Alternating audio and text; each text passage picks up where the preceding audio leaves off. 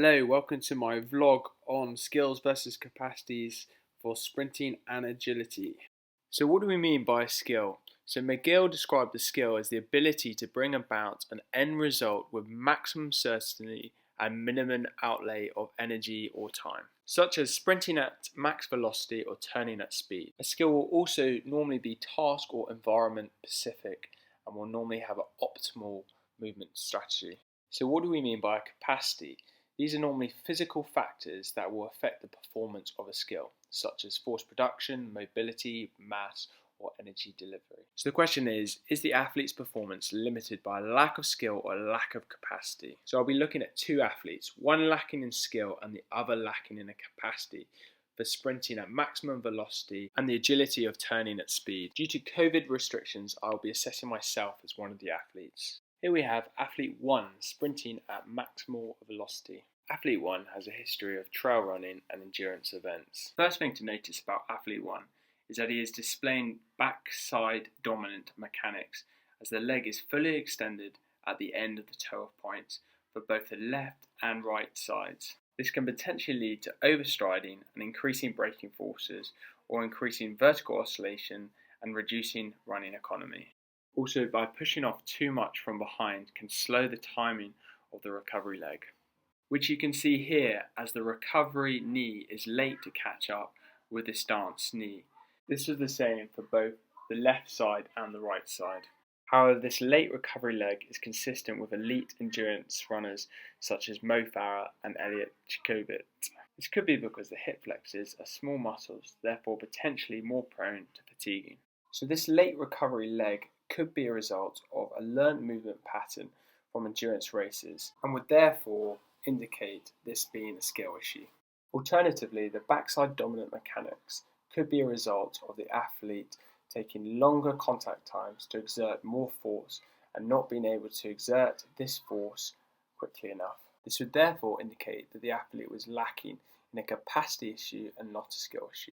So we tested the athlete's capacity of the calf complex and the Achilles tendon using the single leg calf raising test. The athlete showed a good capacity with this test, achieving 29 reps on the left foot and 30 reps on the right foot, indicating this was not the issue.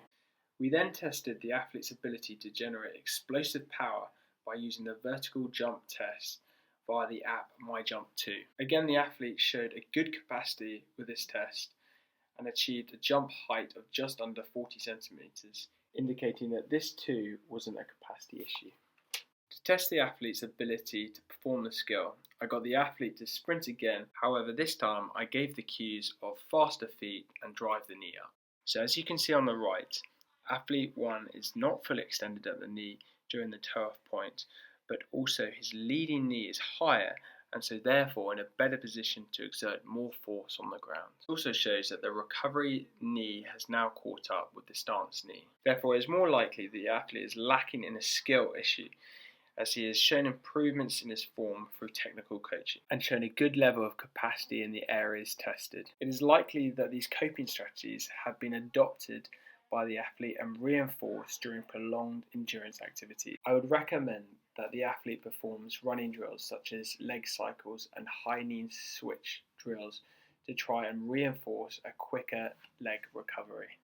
So athlete 2 is a professional mountaineer and has climbed a number of peaks over 8,000 meters. He's also familiar with running long endurance events. And as you can see, he is also showing backside dominant mechanics. This can be seen again by the athlete fully extending with the recovery leg at the point of toe off, and again is the same for both legs. Therefore, this potentially could be a similar skill issue to athlete 1 based on his previous experiences. However, although this is interesting and not optimal running mechanics, it is probably not the primary concern. This is because athlete 2 seems to strike the ground differently with the left and right foot. As you can see, athlete 2 lands with a midfoot strike with his right leg and a heel strike with his left leg. Striking the ground with a heel strike can be considered as suboptimal, as it means that the foot is coming into contact with the ground for longer, allowing energy stored in the calf and Achilles tendon to disperse and be wasted, but also potentially it can increase the braking forces. Normally I would consider an athlete with a heel strike to display a skill issue,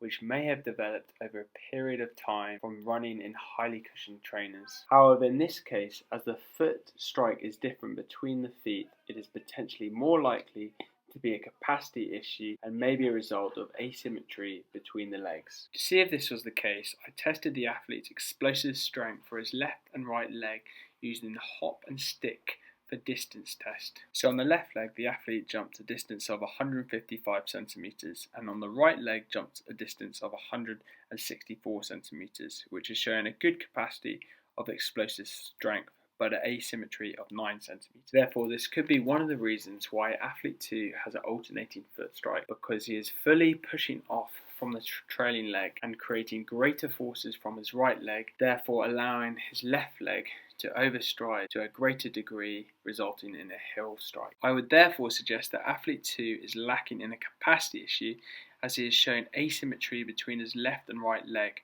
and potentially increasing the risk of getting injured. So what I would suggest for athlete 2 is that he works on single leg exercises such as single leg box jumps and split squats to resolve the asymmetric issue, and then look at the overstriding skill issue. So I tested 2 different athletes' agility by turning at speed. I did this by getting the athlete to run as fast as possible around the cone on the right and then around the cone on the left, which can be seen in the diagram. This took away the decision-making process for the athlete, therefore making it a closed skill. So athlete 1 is a semi-professional rugby player and would use this skill to sidestep her opponent during a rugby match. As you can see, athlete 1 displays a good ability at performing this agility drill. He plants both his left and right foot in a good position in order to generate a maximum amount of force quickly to get around the cones. He also gets his body in a good position by keeping low around the cones and allowing his body to lean in the direction he is going. So if athlete 1 is to become faster at getting around the cones, he needs to provide quicker contact times with the planted foot by exerting forces more quickly. So I gave him the cue to try and be faster with his planted foot. So the athlete actually achieves a more optimal technical model, which can be seen on the right, as his body is getting lower and his foot is planted wider, creating a greater lean in the direction he is going. However, he is still displaying relatively long contact times with his planted foot. So I used the vertical jump test to assess his explosive power.